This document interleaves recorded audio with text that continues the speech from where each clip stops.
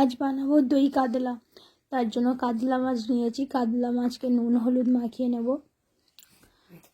ভাজার জন্য কড়াইতে তেল দিয়ে দেবো। তেল গরম হয়ে গেলে কড়ার চারিপাশটা লাগিয়ে নেব, নিয়ে মাছগুলো দিয়ে দেব।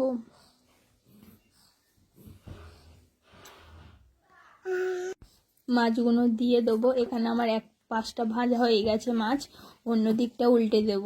আমি হালকা করে মাছগুলো ভেজে নেব।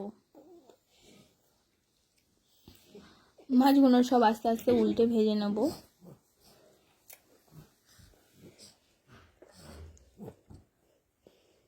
অন্যদিকে আমি পেঁয়াজ লঙ্কা আদা রসুন বেটে নেব। এখানে আদা রসুন বাটছি, পেঁয়াজ লঙ্কা বাটা হয়ে গেছে। মাছগুলো আমার ভাজা হয়ে গেছে, এবার আমি তুলে নেব। নিয়ে কড়াইতে তেল কমিয়ে দিয়ে কড়াইতে একটু চিনি, জিরে, তেজপাতা, শুকনো লঙ্কা ফোড়ন দিয়ে দেব। দিয়ে পেঁয়াজ লঙ্কা আদা রসুন বাটা দিয়ে দেব।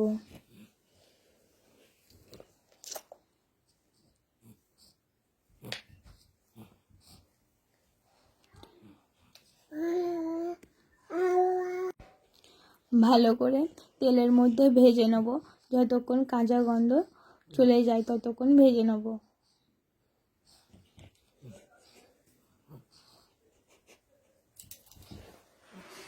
ভাজা হয়ে গেলে নুন হলুদ লঙ্কার গুঁড়ো একটু জল দিয়ে একটা পেস্ট তৈরি করে নেব।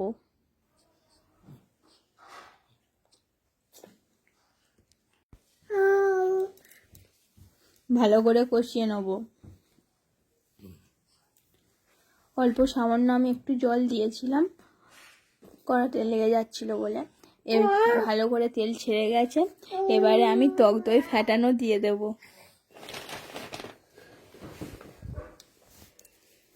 অল্প কষিয়ে নেব, কষিয়ে নিয়ে আমি জল দিয়ে দেবো।